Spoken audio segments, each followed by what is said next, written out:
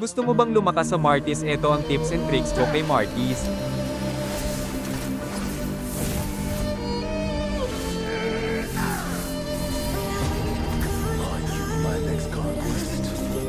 Second muna kunin mo, then start ka sa red box.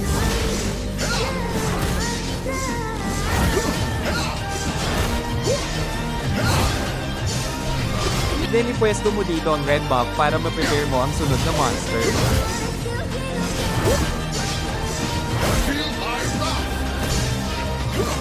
Then mag-second ka sa wall para makapag-shortcut ka sa another monster.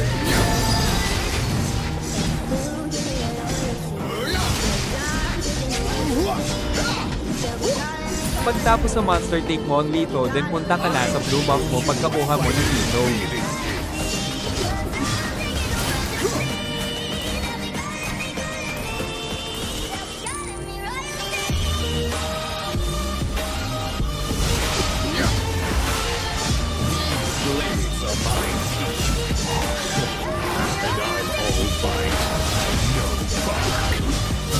Level 4 ka na agad, then tignan mo sa top kung may mapipitas.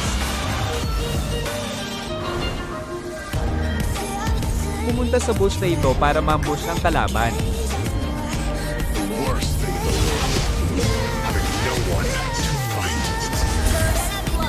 Ito ang mga build ko kapag damage type, frontline,